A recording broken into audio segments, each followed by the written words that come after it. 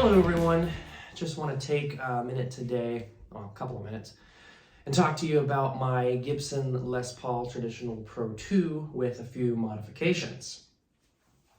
So, what modifications have I made to this guitar? Well, I've taken essentially the stock parts and upgraded them and added a Piezo system to this guitar. That's the short answer. The Floyd Rose system is a Graphtec system.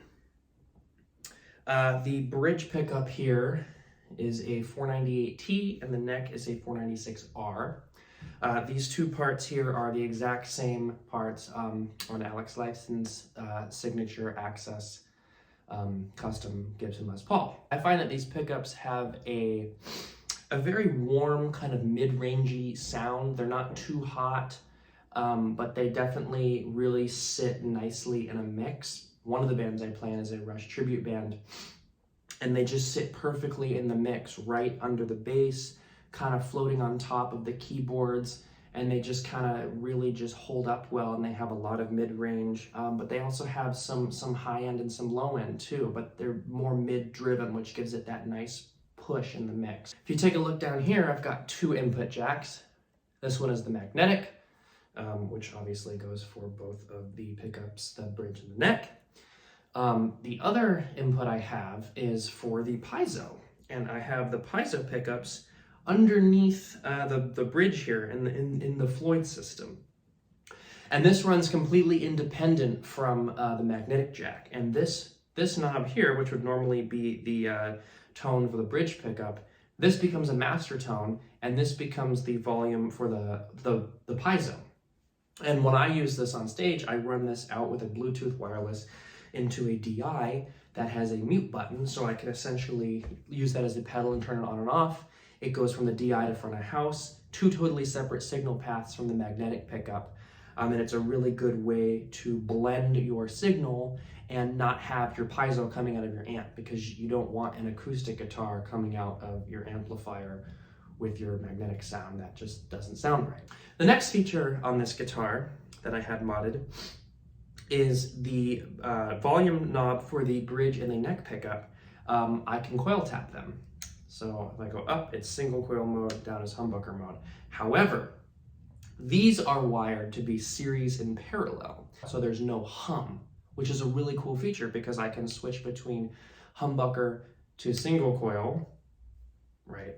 And there's no hum. So series parallel, humbucker, single coil, it's the same thing, there's just no hum. I've used it in sessions, original songs with artists, and you can play, and the producer wants you to have, play the part again, try a different guitar, get a different sound. I don't need a different guitar. All I gotta do is just throw this in a different mode, put it in the middle position, add the Piezo. I can get a million different sounds out of this guitar. It's awesome. I love it so much. The next feature is my name on the truss rod cover. And I swapped out the tuning pegs to the gold yellow tuning pegs.